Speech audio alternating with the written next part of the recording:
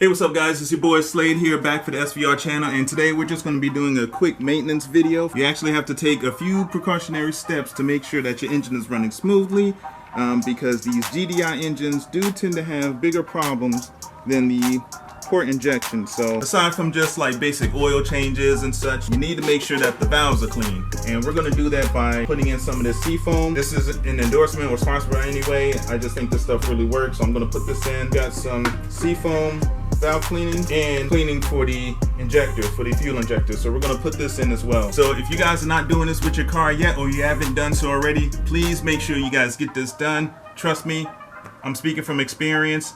My car was already caught in the engine recall, and my engine died on me. A few years back, there was a recall on these GDI engines. Anywhere between 70 to 75,000. You need to take it back to the dealership. They got to service it.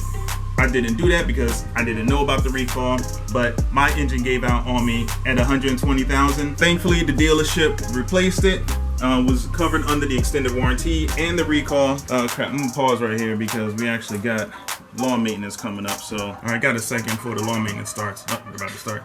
So I'm gonna real quickly go through a couple of steps to show you guys exactly what it is that I do to maintain the engine of this car. So that way I wanna make sure I don't run into that engine recall mess again where the engine dies. It's one of those things where if you didn't know, I didn't know what I didn't know before. Now I know, so now I'm gonna take care of it. So the first thing you wanna do right here, hey guys, like the new lights. These VLAN lights are sick, man. I really love them. All right, so the first thing you wanna do is we're just gonna pop the hood right here. So we're going to, Jesus. I guess the first thing you should probably do is clean the damn engine, because this is a mess right here. But we're not going to worry about that right now. Again, guys, if you're running a GDI engine, one of the things that I find is helpful is an oil catch can. Now, whether we have a turbo or not, this actually does help, because this will clean out a lot of the impurities that are created within the engine, so they're not going back into the intake. This feed right here snakes all the way around and goes back into the intake, which is going to go back into your engine. This will filter out a lot of the gunk that's created from the PCV valve up in this area right there. So you guys may have heard some things where oil catch cans are a bust and they're a myth and they don't work and they're a scam. Trust me, if they work, I'm going to show you guys what I mean.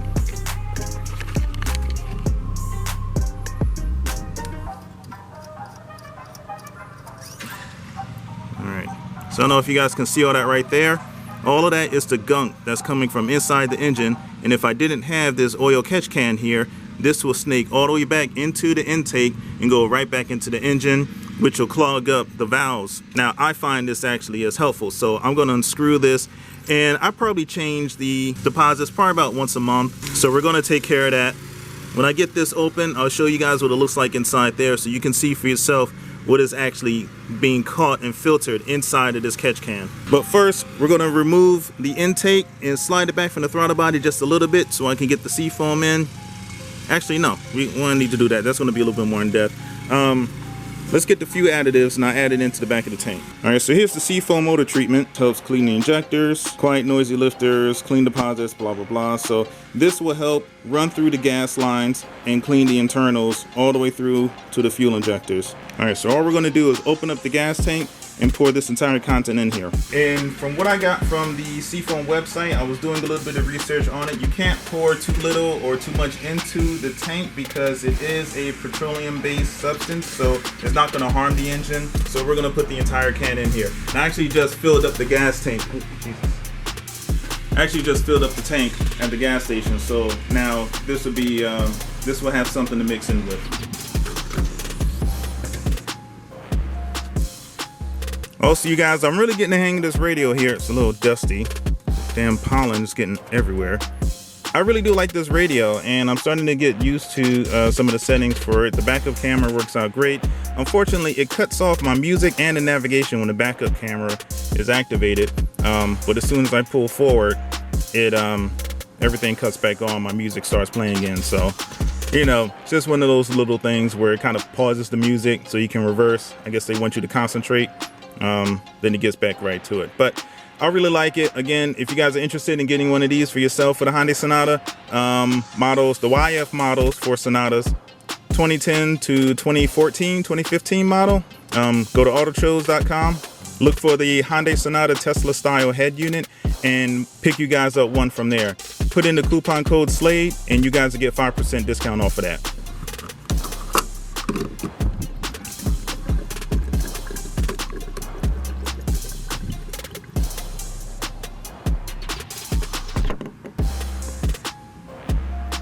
All right, that's that. Next, we're gonna put the Seafoam spray into the Combustion. This will be positioned right into the throttle body. So I'm gonna need help with this, because what you need to do is first you need to drive around, get the car warmed up to normal to idle temperature. Park the car, shut off everything, all the accessories. So let me make sure my light's turned off. Yep, everything's turned off. Gotta loosen the boot here from the intake. Actually, I'm gonna have to loosen up the, actually no, I don't need to loosen up anything, but what you would need to do is loosen up the intake. If you guys just have the standard intake, your mass airflow sensor is going to be positioned further back, and you don't want to spray this on the upstream. You want to spray this on the downstream of your mass flow air sensor, which is that guy right there. This nozzle needs to be positioned after the mass airflow sensor. You don't want to get any of this stuff messing with that mass airflow sensor, because then your engine will start throwing all types of codes, and it'll just be more of a headache. But the good thing is, I actually installed a very, very long time ago, seems like ages ago, a throttle body spacer, and that actually has a screw right there, which I can unscrew, open up, and then snake in the line, and this will go past the mass airflow sensor. So I'm actually glad I installed that thing. I knew this would come in handy someday. But if you guys don't have this, all you would do is just get a screwdriver, loosen up that screw right there, slide in this nozzle in between the rubber boot, turn on the car, have someone step on the gas pedal, rev it up to about 2,000 RPMs, and then just spray the entire contents until the can is empty. Which will probably take a few minutes to do, probably like 5 to 7 minutes. It says 7 minutes, approximately 7 minutes right here. Now, at some point during this process, the car will start to smoke, which means it'll start getting rid of all of the carbons. Once that's all done, your car should be running smoothly. Now, when we get the can sprayed up in here, we got to turn the engine off and then hook everything back up, wait a few minutes, let it hot soak for about 10 minutes. And then after the hot soak, start and drive the engine for about 10 minutes, normally to around like highway speed. And that'll help burn off all the hydrocarbons and all the gunk that's inside. And see if I can get my son to rev up to about 2,000 RPM, so hopefully he won't gas the hell out of this damn engine.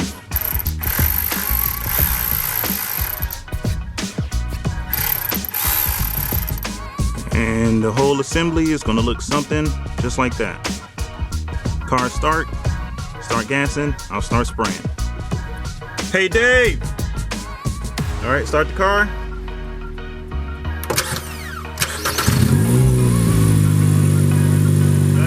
Too.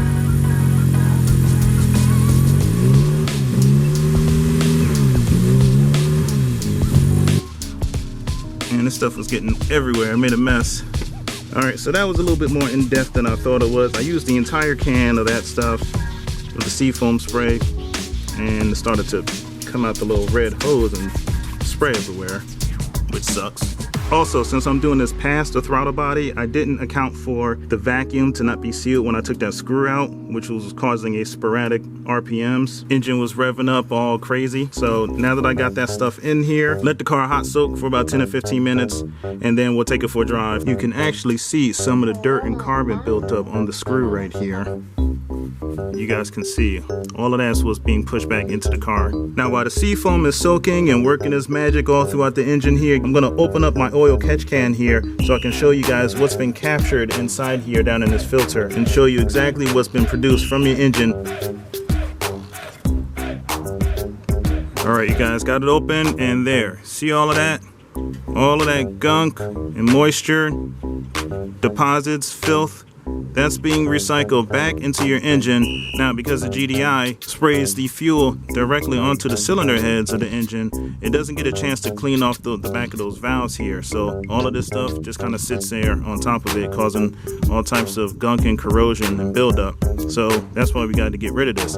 Having the oil catch can actually helped to alleviate some of that buildup on the back of those valve heads there. So it does help to have this, whether you're running a turbo or not. It really does help. I find, in my opinion, my engine has been running a little smoother because I have this extra step right here filtering out. Because from a victim of an engine recall, I don't want to go through that again. I want to take every step necessary to make sure I don't. There we go, nice and secure. Now let's go take the car for a drive and burn out those deposits. God damn it, birds. I just washed this car. Hopefully this will help. I still have this blasted check engine light. This thing is so stubborn. It's the downstream O2 sensor. I know it is. I can't fix this damn thing. I'm gonna have to take it to a mechanic.